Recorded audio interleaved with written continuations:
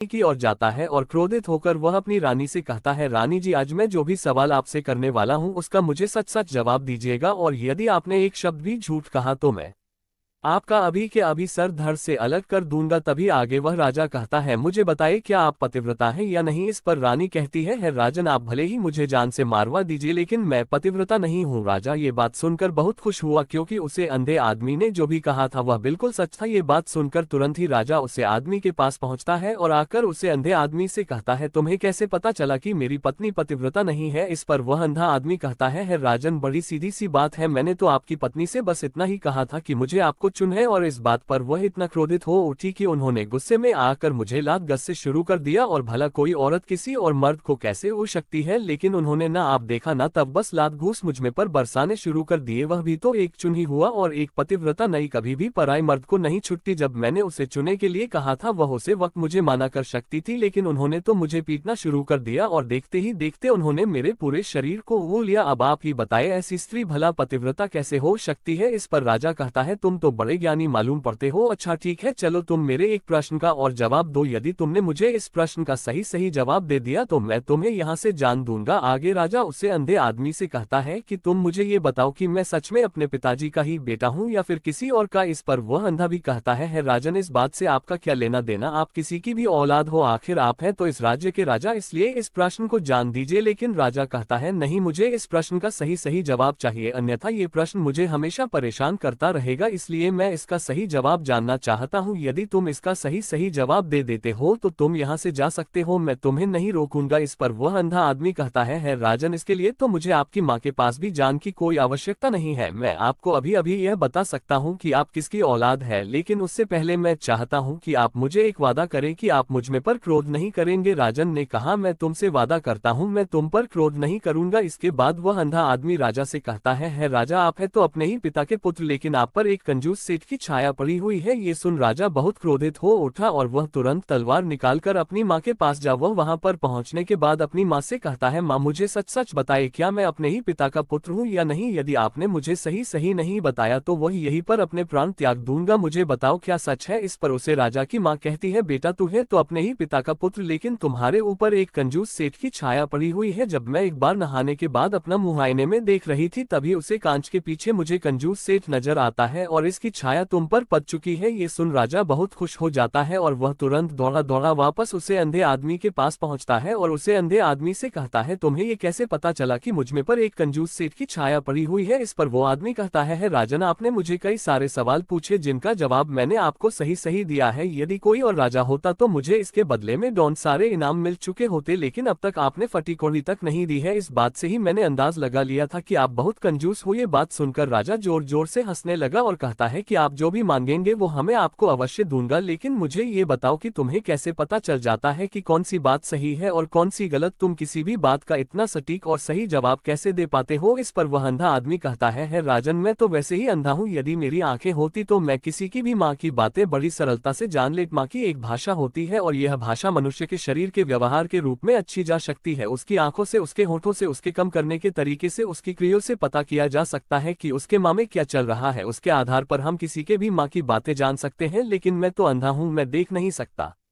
इसलिए मैं क्रियो से देखा हूँ। यदि मुझे कोई बात जानी हो तो अगले आदमी को कुछ कम देना पड़ता है जी, पर वह व्यक्ति किस प्रकार कम करता है, किस तरीके से इस कम को करता है, उसके आधार पर ही मैं ये पता कर पाता हूँ कि उसके माँ में क्या चल रहा है। तभी वह राजा कहता है तो क्या इसका अर्थ ये हुआ कि मैं भी किसी के माँ की बातें जान सकता हूँ। इस पर वह अंधा आदमी कहता है राजन, अवश्य आप भी किसी भी व्यक्ति के माँ की बात जान सकते हैं, किंतु उससे पहले आपको अपने ऊपर कम करना होगा और वह कम है अपने माँ को शांत करना, अपने माँ को वर्तमान में लाना होगा, जिसके लिए मैं आज आपको 3 तरीके बताने वाला हूं और ये तीनों ही तरीके बड़े ही आसान और सरल हैं। किंतु है राजा, उससे पहले आपको एक कम करना होगा, अपने माँ को एकाग्र करना होगा। जब हम अपने माँ को एकाग्र करते हैं, अपने माँ को वर्तमान में लेते हैं, तो हम दूसरे के माँ की बात जान सकते हैं, क्योंकि वह आदमी अभी भी अपने माँ में वर्तमान में ही सोच रहा है और हमें भी माँ को वर्तमान में ही लाना होगा, तभी हम उसके माँ की बातें जान सकते हैं। यदि हम अतीत में हुई घटनाओं के बारे में सोच रहे हैं तो वह जो अगला आदमी वर्तमान में सोच रहा है, वर्तमान में अपने माँ में बात कर रहा है, वह हम जान पाएंगे, क्योंकि हम तो अतीत की घटनाओं में डूबे हुए हैं, इसलिए किसी के भी माँ की बात जानने के लिए सबसे पहले हमें हमारे माँ को एकाग्र करना होगा, उसे वर्तमान में लाना होगा। आगे वह व्यक्ति राजा से कहता है राजन, जो 3 तरीके मैं आपको बताने वाला हूँ, इन 3 त्रिकोण से बड़ी आसानी से किसी के भी माँ की बातें जान सकते हैं। उसके बाद वह अंधा आदमी राजा से कहता है राजा, जो सबसे पहले तरीका है वह आंखों पर ध्यान देना। किसी व्यक्ति से बात करते वक्त उसकी आंखों में देखना, उसकी आंखों पर ध्यान देना जो सबसे ज्यादा जरूरी है, क्योंकि आंखें बोलती नहीं पर बहुत कुछ कह जाती है। यदि हम किसी व्यक्ति की आंखों के इशारों को समझना सीख जाएं, हम ये जान पाएंगे कि व्यक्ति के दिमाग में क्या चल रहा है, वो क्या सोच रहा है और अभी वह क्या करने वाला है। मेरे पास आंखें नहीं है, लेकिन मैंने अपने गुरु से यह विद्या सीखी है, क्योंकि बहुत सालों पहले मेरे पास आंखें थी और मैं उसे वक्त लोगों के माँ की बातें केवल उनकी आंखों से ही जान लेता था। इसलिए यदि आप भी दूसरों की माँ की बातें जानना चाहते हैं तो आपको भी उनकी आंखों पर गौर करना चाहिए, जैसे कि उनका आकर कैसा है, वह कब, कहाँ और किधर देख रहे हैं। यदि उसकी आंखें यहाँ वहाँ घूम रही हैं, जब आप उससे बातें कर रहे हैं तो वहाँ वह इधर उधर मोड़ रहा है, कभी ऊपर तो कभी नीचे या कभी आसपास, या फिर उसकी आंखें खुश नजर आ रही है या फिर आंखें निरसा नजर आ रही हैं, जैसे कि चोर होता है उसकी आंखों में। जब हम देखते हैं तो हमें ये पता चला है कि अगले आदमी ने कोई गलती की है। ठीक इस प्रकार जब हम किसी चालाक व्यक्ति की आंखों में देखते हैं तो आपको पता चलेगा कि उसकी आंखों में एक भाषा होती है, एक बहुत ही सीधा और आसान तरीका होता है। यदि आपको ये पता लगाना है कि सामने वाला व्यक्ति आपसे झूठ कर रहा है या फिर सही, तो आपको उसकी आंखों पर ध्यान देना अति आवश्यक है। यदि आपसे बात करते वक्त वह व्यक्ति अपनी आंखें यहाँ वहाँ घुमा रहा है, ऊपर नीचे इधर उधर दाएं बेन हर जगह देख रहा है, तो इसका अर्थ ये हुआ कि वह उसे बात से निकालने का कोई रास्ता ढूंढ रहा है, वो कोई झूठ बना रहा है। यदि सामने वाला व्यक्ति आपसे कुछ झूठ खाने का प्रयास कर रहा है तो वह आपसे नजर नहीं मिलाएगा, वह यहाँ वहाँ देखेगा, ऊपर नीचे देखेगा, लेकिन वह आपकी आंखों में आंखें डालकर कभी नहीं देख पाएगा, क्योंकि उससे डर है कि यदि उसने आपकी आंखों में आंखें डालकर अच्छी तो उसका झूठ पड़ा जाएगा और लोगों को सच्चाई का पता चल जाएगा। और इसी प्रकार कुछ और भी भाषण होती है, जब आप किसी की आंखों में आंखें डालकर ये देखना शुरू कर देंगे कि उसके हाव भाव क्या है। ठीक इस प्रकार चेहरे के हाव भाव होते हैं, जिससे हम माँ की बातें बड़ी आसानी से समझ सकते हैं और इन्हें भी समझना बहुत जरूरी है। कभी कभी कोई व्यक्ति अपने चेहरे से जैसे आंख, होंठ और बहुत से कुछ अलग व्यवहार करता है। यदि आप किसी व्यक्ति के चेहरे में गौर करेंगे तो आप आसानी से समझ पाएंगे कि वह व्यक्ति निरसा है, जब व्यक्ति बहुत उदास है, या फिर वह बहुत खुश है, या फिर उसे कोई बहुत बड़ा दुख है, वह अपने अंदर क्या महसूस कर रहा है। ये सारी बातें हम उसके चेहरे के हाव भाव से पता कर सकते हैं। फिर चाहे इंसान